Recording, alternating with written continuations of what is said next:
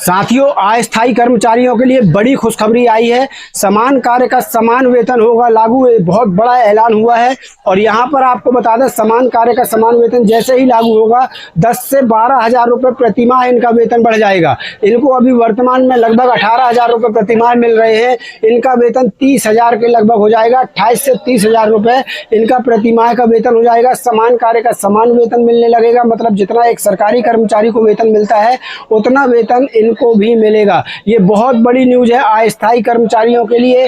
ये तमाम अस्थायी कर्मचारी कई वर्षों से लगातार ज्ञापन, धरना प्रदर्शन कई प्रकार से मांग कर रहे थे। अब जाकर इनकी जो मांग है वो पूरी हुई है और इनको समान कार्य का समान वेतन देने का बड़ा ऐलान जो है वो किया गया है।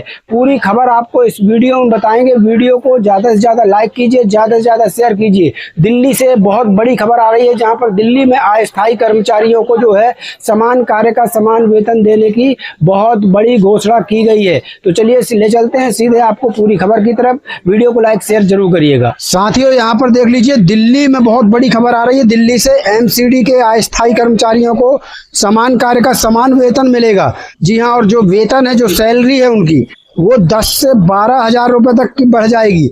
10 से 12 हजार रुपये सैलरी बढ़ना है, यानी कि लगभग 30 हजार रुपये इनकी सैलरी जाकर हो जाएगी। ये बहुत बड़ी न्यूज़ है। वीडियो को ज़्यादा से ज़्यादा शेयर कीजिए ताकि आपकी राज्य सरकार तक पहुंचे।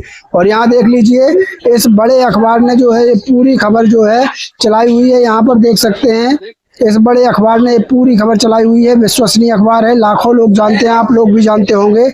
बड़ा अखबार है, विश्वसनीय अखबार है, यहाँ देख सकते हैं। तो चलिए पूरी खबर आपको अपडेट करते हैं।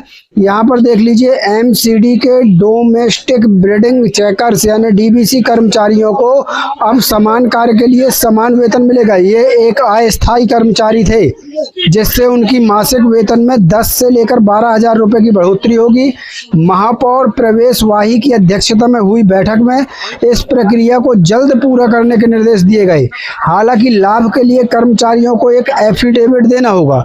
जी हाँ दोस्तों, एक एफिडेविट यहाँ पर कर्मचारियों को देना होगा, तब उनको जाके लाभ मिलेगा। उनका वेतन 10 से 12 हजार रुपये प्रति माह बढ़ जाएगा और समान कार्य के समान वेतन जो है उनको मिलने लगेगा। ये बहुत बड़ी खबर आ रही है साथियों, जो मैं आपको बता रहा हूँ। इस खबर को ज़्यादा से ज़्यादा जरूर शेयर कीजिएगा। यहाँ पर देखिए, ये आगे अखबार की हेडलाइन हाइलाइट्स क्या है, तो हाइलाइट देख लीजिए। डीबीसी कर्मचारियों को अब समान कार्य समान वेतन मिलेगा। मासिक वेतन में 10 से 12 हजार रुपये की बढ़ोतरी होगी। लाभ के लिए कर्मचारियों को एफिडेविट देना होगा। यहाँ पर देखिए क्या जानकारी है आगे। लंबे समय से अपने हक की लड़ाई लड़ रहे डोमेस्टिक ब्रीडिंग चेकर्स यानी डीबीसी कर्मचारियों को समान कार्य के लिए समान वेतन मिलेगा, यानी उन्हें दूसरे स्थायी कर्मचारियों की तरह न्यूनतम मजदूरी की बजाय वेतन मिलेगा। जैसे बाकी के आउटसोर्स संविदा दैनिक वेतन भोगी कर्मचारियों को न्यूनतम वेतन मिलता है ना, तो इनको उसकी बजाय सीधा वेतन मिलेगा, यानी एक सरकारी कर्मचारी के जैसे वेतन मिलना है। आगे अखबार क्या लिखता है वो देख लीजिए। इसके लिए सोमवार को महापौर वाही की अध्यक्षता में स्वास्थ्य विभाग की समीक्षा बैठक हुई। बैठक में महापौर ने इस प्रक्रिया को जल्द पूरा करने के निर्देश देते हुए इसे कर्मचारियों को राहत देने वाला कदम बताया है। इससे कर्मचारियों के वेतन में 10 से 12 हजार रुपये मासिक की बढ़ोतरी होगी। आपको बता दें, अभी इनका वेतन 18 हजार रुपये करीब है, तो यानी इनका वेतन 30 हजार रुपये प्रति माह करीब हो जाएगा। यहाँ पर देखिए, दरअसल वर्ष 1996 में डेंगू के बढ़ते मामलों की वजह से डीबीसी कर्मचारियों की नियुक्ति आपात स्थिति में की गई थी।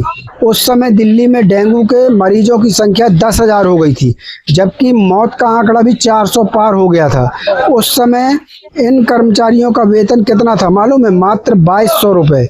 2200 रुपये मात्र तय किया गया था। कब? जब 1996 में इनकी भर्ती हुई थी। जब 1996 में इनकी भर्ती हुई थी तो इनका वेतन 2200 रुपये था, लेकिन 1996 से 26 आते आते इनका वेतन हो गया 18 हजार रुपये, और इसमें अब और 10-12 हजार बढ़ जाएंगे, यानी 30 हजार रुपये प्रति माह हो जाएगा। समय समय पर वेतन में बढ़ोतरी की गई, लेकिन इन कर्मचारियों को छुट्टी, मेडिकल सुविधा और ईपीएफ की सुविधा नहीं मिलती थी। करीब 3500 ऐसे कर्मचारियों में से 213 कर्मचारी हैं जो तत्कालीन उत्तरी निगम का हिस्सा थे। उन्हें एमटीएस की तर्ज पर समान कार्य के लिए समान वेतन दिया जाने लगा। कितने कर्मचारियों को? मात्र 213 कर्मचारियों को। और थे कितने कर्मचारी? 3500 कर्मचारी।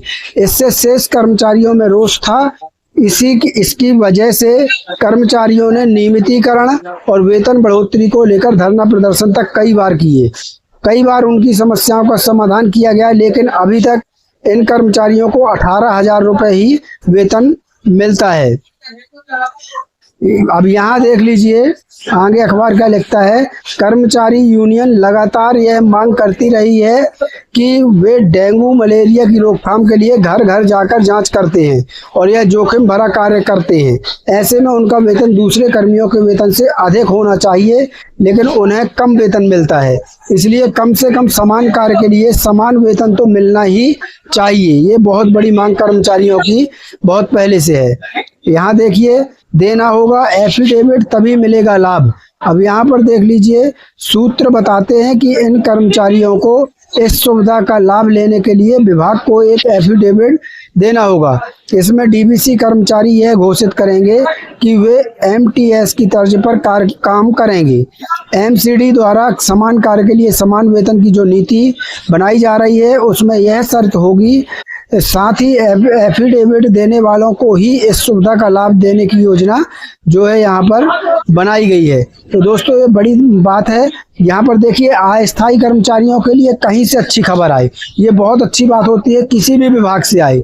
इस वीडियो को शेयर करिए ताकि आपकी सरकार तक पहुँच सके, आपके लिए भी कुछ ऐसे नियम कानून बन सके, ऐसी घोषणाएं हो सकें। तो वीडियो को जरूर शेयर कीजिएगा। अस्थायी कर्मचारियों का पूरे देश में कहीं भी भला अगर हो तो वो खुशी की बात होती है, चाहे वो आउटसोर्स कर्मचारी हो, संविदा दैनिक वेतनभोगी कर्मचारी हो, कहीं ना कहीं किसी न किसी विभाग का किसी न किसी कर्मचारियों को फायदा मिलना ही चाहिए। अब यहाँ पर देखिए क्या है डीबीसी कर्मचारी और क्या करते हैं काम। तो यहाँ देख लीजिए, 1996 में घर घर मच्छरों की उत्पत्ति की जांच के लिए इन कर्मियों की नियुक्ति की गई थी। 2013 में न्यूनतम मजदूरी दर के तहत वेतन देना लागू किया गया। 2016 तक कोई छुट्टी नहीं मिलती थी। छुट्टी लेने पर वेतन कटता था और बीमार होने पर नौकरी चली जाती थी। 2017 में तत्कालीन उस समय के महापौर कमलजीत सहरावत के हस्तक्षेप से इन कर्मचारियों को छुट्टी, ईएसआई और ईपीएफ की सुविधा मिलने लगी। और 2023 में डीबीसी नाम का कोई पद सरकारी व्यवस्था में नहीं था, इसलिए इन्हें एमटीएस का दर्जा दिया गया था। अब यहाँ पर देखिए, कर्मचारी संगठन के जो देवानंद शर्मा जी अध्यक्ष हैं एंटी मलेरिया कर्मचारी एकता यूनियन के, उनका क्या कहना है। वो कह रहे हैं कि अगर सभी कर्मचारियों को समान कार्य के लिए समान वेतन दिया जाता है तो यह हमारे लिए बहुत ही लाभकारी होगा, क्योंकि 30 साल की नौकरी में हमारा वेतन 18,000 रुपये तक ही पहुंचा है। ऐसे में हमें अपने बच्चों को पढ़ाने में मदद मिलेगी। ये कहना है देवानंद शर्मा, अध्यक्ष एंटी मलेरिया कर्मचारी एकता यूनियन। और यहाँ पर देखिए, दिल्ली के जो महापौर महोदय हैं, उनका क्या कहना है। वो कह रहे हैं कि हम कर्मचारियों के साथ हैं, उनकी दूसरी समस्याओं पर भी चरणबद्ध तरीके से काम कर रहे हैं। मैंने स्वयं संकल्प लिया है कि डीबीसी कर्मचारियों को समान कार्य के लिए समान वेतन दिया जाएगा। इसके लिए जल्द ही नीति मंजूर कर लागू की जाएगी। ये कहना है दिल्ली के महापौर प्रवेश वाही जी का। तो साथियों, आज के लिए बस इतना ही। मिलते हैं नई वीडियो में नई जानकारी के साथ। तब तक के लिए धन्यवाद। जय भारत, जय हिंद।